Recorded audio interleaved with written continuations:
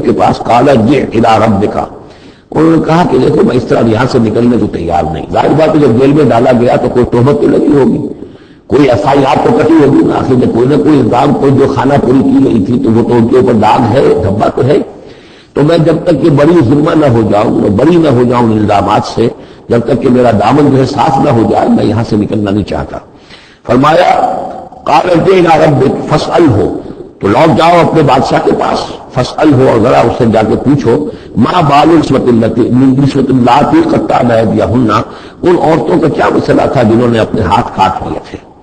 ان ربی بکیدہن علیم، یقیناً میرا رب ان کی چالوں سے اور ان کے چرتروں سے خوب واقف ہے. قال فما خطبکن، اب بادشاہ نے طلب کر لیا سب کو، بیگمات کو. اذ راوتن، ما خطبکن اذ راوتن یوسف عن نفسہ، کیا معاملہ تھا تم لوگوں کا، کیا حقیقت تھی اس کی جبکہ تم نے یوسف کو چاہا، تم سب نے چاہا کہ اسے تم پھسلا دو اور اسے تم گناہ پر آبادہ کرو. قلنا حاشا للہ ما علمنا علیہ من سوء، ان سب نے کہا کہ اللہ گواہ ہے ہم نے اس کے بارے میں ہمارے علم میں کوئی برائی نہیں ہے، اس کی نیت میں کوئی برائی، اس کی طرف سے کوئی اقدام، اس کی طرف سے کوئی غلط جو ہے کام قطعاً نہیں، جو بھی کچھ تھی غلطی وہ ہماری تھی. قالت امرأۃ العزیز، اب وہ اس امرأۃ العزیز نے بھی، جس کا نام زلیخا مشہور ہے، اس نے بھی کہا الآن حسس الحق، اب تو حق واضح ہو گیا، وہ جو بھی کچھ تھا اس کا پردہ چاک ہو گیا. انا راودتہ عن نفسہ، میں نے ہی اصل میں اس کو پھسلانا چاہا تھا، میں نے ہی اسے گناہ پر آبادہ کرنا چاہا تھا. وانہ لمن الصادقین، اور وہ بالکل سچا ہے، اس نے کوئی غلط بیانی نہیں کی ہے. ذالک لیعلم، یہ جملہ جو ہے اس کے بارے میں بہت سے اقوال ہے کہ یہ کس کا قول ہے. ایک قول یہ ہے کہ زلیخا ہی کا کلام ہی چل رہا ہے، یہ اس لیے کہ وہ اس کو معلوم ہو جائے، یعنی حضرت یوسف علیہ السلام کو، انی لم اخنہ بالغیب، کیونکہ حضرت یوسف اس وقت وہاں موجود نہیں تھے، ان کی غیر موجودگی میں اس نے اپنے گناہ کا اقرار کیا ہے کہ میں نے اس کے ساتھ خیانت نہیں کی ہے. اب بھی ہو سکتا تھا کہ وہ پھر کوئی بکواس کرتی اور غلط بات کہتی، لیکن نہیں، لم اخنہ بالغیب، تاکہ یوسف کے علم میں یہ بات آ جائے کہ میں نے یہاں اس کی غیر موجودگی میں کوئی خیانت نہیں کی ہے. وَأَنَّ اللَّهَ لَا يَهْدِي كَيْدَ الْخَائِنِينَ، اور یقیناً اللہ تعالیٰ جو ہے خیانت کرنے والوں کی چال کو کامیاب نہیں کرتا. وما ابرئ نفسی، اور یہ کہ میں اپنے آپ کو کوئی بہت یہ نہیں سمجھتی کہ میں مجھ سے گناہ سرزد نہیں ہو سکتا، میں اپنے نفس کو بری نہیں کہتی. ان النفس لامارۃ بالسوء، نفس جو ہے انسان کا وہ تو بدی کا حکم دے رہی ہے. الا ما رحم ربی، سوائے اس کے کہ جس پر اللہ کا رحم ہو گیا ہو. ان ربی غفور الرحیم، یقیناً میرا رب جو ہے بہت غفور الرحیم ہے. ایک تو یہ ترجمہ ہے اس رائے کے مطابق کہ یہ سارا کلام ہے اسی زلیخا کا ہے. اصل میں اسی اعتبار سے ہمارے ہاں وہ جو قصہ گو ہے، یوسف زلیخا کے قصے ہیں، ان میں تو پھر مائی زلیخا کو بہت ولی اللہ بنا دیا گیا ہے، اور کوئی ایسی بات بھی نہیں ہو سکتا ہے کہ اس پورے دوران میں وہ عشق مجازی جو ہے اس کا وہ عشق حقیقی میں تبدیل ہو چکا ہو اور حقیقتاً ہدایت پر آ گئی ہو. اور جیسا اگر یہ کلام اسی کا ہے، جیسے کہ بہت سے لوگ جو ہے مانتے ہیں ہمارے مفسرین میں سے، اسی کا کلام ہے. اب وہ اللہ کا ذکر جس طرح کر رہی ہے، میں نے اب جو ہے اس پر صحیح بات کہہ دی ہے. اللہ خائنوں کی بات کو راہیاب نہیں کرتا، اور میں اپنے نفس کو بری نہیں کہتی. یقیناً نفس جو ہے وہ تو انسان کو بدی کا حکم دیتا ہی ہے. الا ما رحم ربی، ایک رائے یہ ہے کہ اس کا قول تو ختم ہو گیا، انا راودتہ عن نفسہ وانہ لمن الصادقین. اس کے بعد یہ قول حضرت یوسف کا ہے کہ میں نے یہ کیوں چاہا،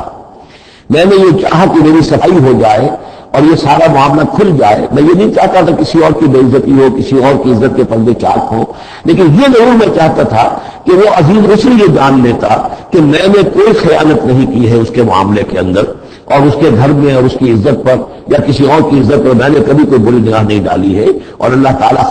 خائنوں کو راہیاب نہیں کرتا. باقی میں خود بھی، چاہے اللہ انسان نبی بھی ہو، لیکن یہ کہ نفس جو ہے، جیسے کہ حضور فرماتے ہیں کہ اوصیکم ونفسی بتقوی اللہ، میں تم لوگوں کو بھی حکم دیتا ہوں کہ اللہ کا تقوی اختیار کرو، اپنے نفس کو بھی حکم دیتا ہوں. تو حضرت یوسف کا بھی یہ قول ہو سکتا ہے کہ میں بھی اپنے نفس کو بڑی نہیں سمجھتا، میں یہ نہیں سمجھتا، ہو سکتا ہے اللہ تعالیٰ کی طرف سے خصوصی حفاظت میری نہ ہوتی تو میں کسی غلط حرکت میں مبتلا ہو جاتا. وما ابرئ نفسی ان النفس لامارۃ بالسوء، نفس تو یہ تینوں حکم دینے والا ہے بدی کا. الا ما رحم ربی، سوائے اس کے جو اللہ فیصلہ کر دے اور رحم فرمائے. ان ربی غفور الرحیم. وقال الملک ائتونی بہ، اب بادشاہ نے فیصلہ کن انداز میں کہا ٹھیک ہے اس کو لے آؤ میرے پاس. استخلصہ لنفسی، اس سے تمہیں اپنا خاص مصاحب بنا لوں گا. بادشاہوں کے مصاحبین خصوصی ہوتے تھے جو بہت وقت ان کے ساتھ گزارتے تھے، ان کے ساتھ ہی قریب رہتے ہوں. فلما کلمہ، تو اب جب حضرت یوسف آ گئے دربار میں اور بادشاہ نے بات کی ان سے، قال انک اليوم لدینا مکین امین، تو بادشاہ نے کہا کہ آج کے دن سے آپ ہمارے پاس جو ہوں گے بڑی عزت والے اور معتبر انسان ہوں گے، اب آپ کی حیثیت جو ہے بہت اونچی ہوگی اس معاشرے کے اندر، ہمارے بڑے درباریوں میں آپ کا شمار ہوگا۔ قال اجعلنی علی خزائن الارض، ادھر حضرت یوسف کو یہ خیال تھا کہ بہت بڑی جو ہے مصیبت اس قوم کے اوپر آنے والی ہے،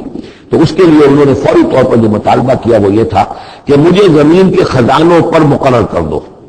یعنی یہ کہ زراعت کا وزیر بنا دو یا چیف سیکرٹری بنا دو یا وزیر خزانہ بنا دو، کہ معیشت پوری میرے کنٹرول میں ہو،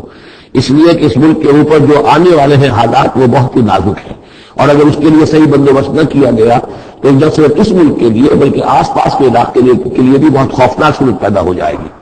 اس لیے کہ اصل میں یہ مصر ہی تھا کہ جو گرینری تھا اس پورے علاقے کے لیے، باقی آپ کو معلوم ہے اس کے بائیں طرف جو ہے مغرب میں بھی صحرا ہے، دائیں طرف بھی صحرا ہے، صحرا سینا ہے، تو یہ تو یہی علاقہ تھا کہ جس سے اناج وغیرہ پیدا ہوتا تھا، تو پورے علاقے کے لیے کفالت جو تھی اس کی زراعت جو ہے وہ اسی یہیں سے ہوتی تھی، تو اس پورے علاقے پر بہت زبردست قحط آیا ہے، بہت زبردست قحط آیا ہے بات۔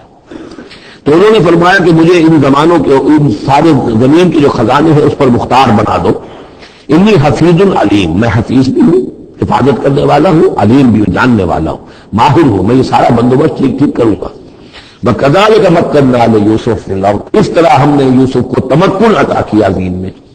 يَتَبَوَّأُ مِنْهَا، ایسے یہاں اب تو وہ جہاں چاہے وہاں ٹھکانہ بنا دے۔ اب مصر کی حکومت جو ہے پہلے تو اللہ تعالیٰ نے وہاں سے لا کر بدوی زندگی سے لا کر متمدن زندگی کے عین گڑھ میں مجدھار میں پہنچا دیا، عزیز مصر کے گھر میں پہنچا دیا۔ اب اس سے اگلا رتبہ جو ہوا ہے وہ تو یہ ہے کہ بہت ہی اونچا مقام و مرتبہ ہو گیا، اب خود وہ عزیز بن گئے ہیں، بہت بڑے ان کے پاس کے بڑے اختیارات ہوں۔ وَكَذَلِكَ مَكَّنَّا لِيُوسُفَ فِي الْأَرْضِ يَتَبَوَّأُ مِنْهَا حَيْثُ يَشَاءُ، وہ جہاں چاہے جگہ پکڑے،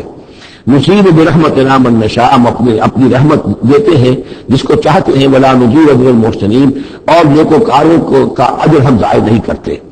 وَالْأَجْرُ الْآخِرَةِ خَيْرٌ لِلَّذِينَ آمَنُوا، باقی یہ کہ اصل میں جو آخرت کا اجر ہے وہ تو بہت ہی بہتر ہے ان کے حق میں جو ایمان لائیں اور جو تقویٰ کی روش اختیار کیے رہے ہوں۔ وَكَانُوا يَتَّقُونَ۔ وَجَاءَ إِخْوَةُ يُوسُف، اب پھر دیکھیے کئی سال کی بات ہے، اب 7 سال گزر گئے جس میں کہ اچھی فصل ہوئی، حضرت یوسف نے بندوبست کیا، سٹوریج کیا، بہت بڑا جو ہے انہوں نے سٹور کر دیا گندم کا یا جو بھی اس وقت کا اناج تھا۔ اب وہ دوسرے 7 سال شروع ہو چکے ہیں، قحط پڑا ہوا ہے، اب دور دراز سے لوگ آتے ہیں مصر میں غلہ لینے کے لیے، یہاں راشن پر کر دیا گیا ہے، ہر خاندان کو ایک اونٹ کے اوپر جتنا سامان آ سکتا ہے، جتنا آ سکتا ہے ایک بورا جو اونٹ کی پیٹ پر لگ سکتا ہو، 1 سال کے لیے وہ راشن ہے اس کا۔